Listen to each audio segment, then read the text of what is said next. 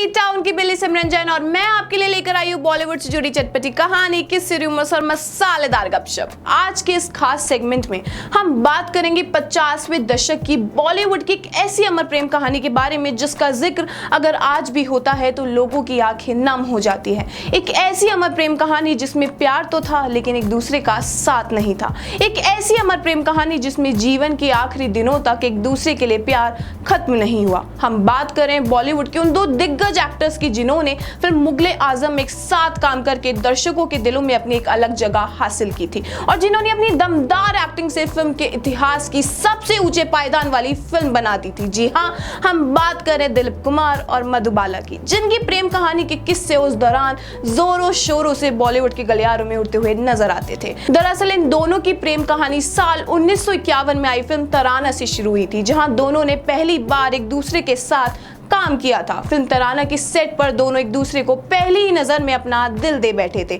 यहां तक कि एक दिन फिल्म की शूटिंग के दौरान मधुबाला ने अपने मेकअप आर्टिस्ट के हाथों दिलीप कुमार को उर्दू में गुलाब के फूल के साथ एक लेटर भेजा था, जिसमें मधुबाला ने यह लिखा था कि अगर आप मुझसे प्यार करते हैं तो ये गुलाब का फूल कबूल कर लीजिए, वरना इसे वापस कर दीजिए। गुलाब का फूल और ये लेटर मिलते ही दिलीप कुमार का दिल मधुबाला की खूबसूरती और उनकी ये अदा और ये प्यारी सी हरकतों पर फिसल गया और यहाँ से दोनों की प्रेम कहानी की शुरुआत हो गई।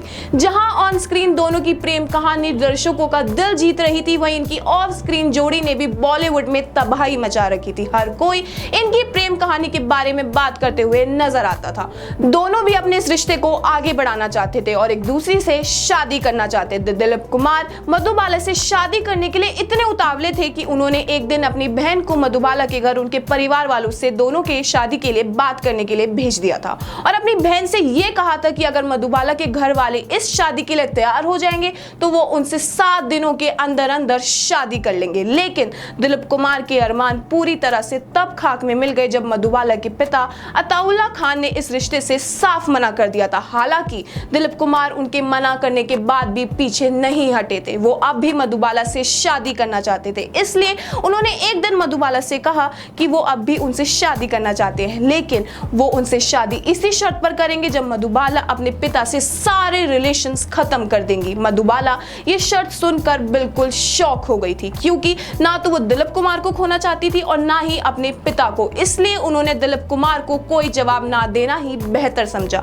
हालांकि बाद में वो अपने पिता के आगे हार मान गई और साल 1959 में दोनों का रिश्ता खत्म हो गया, जिसके बाद मधुबाला ने मात्र 27 साल की उम्र में ही साल 1960 में किशोर कुमार से शादी कर ली। लेकिन शादी के बाद भी मधुबाला दिलीप कुमार को नहीं भूल पाई थी, इसलिए जब मधुबाला के दिल में छेद होने की वजह से उनकी तबीयत काफी ज्यादा खराब थी और वो अपने जीवन के अंतिम दिनों में थी, तब दिलीप कुमार उनसे मिलने हॉस्पिटल आए थे, जहां मधुबाला ने कहा था कि वो दिलीप कुमार के लिए अपने प्यार को कभी नहीं भूल सकती। यहां तक कि दिलीप कुमार भी मधुबाला को नहीं भूल पाए थे। जिस दिन मधुबाला ने 36 साल की उम्र में इस दुनिया को अलविदा कह दिया था, उस दिन दिलीप कुमार मद्रास में फिल्म गोपी की शूटिंग कर रहे थे, जहां उन्हें मधुबाला की डेथ के बारे में पता चला था, जिसके बाद दिलीप कुमार ये खबर सुनते ही बिल्कुल टूट गए थे और वो शूटिंग बीच में ही छोड़कर मुंबई के लिए रवाना हो गए, जहां शाम को वो वापस मुंबई पहुंचे। तब तक लेकिन मधुबाला को कब्रिस्तान में दफना दिया जा चुका था।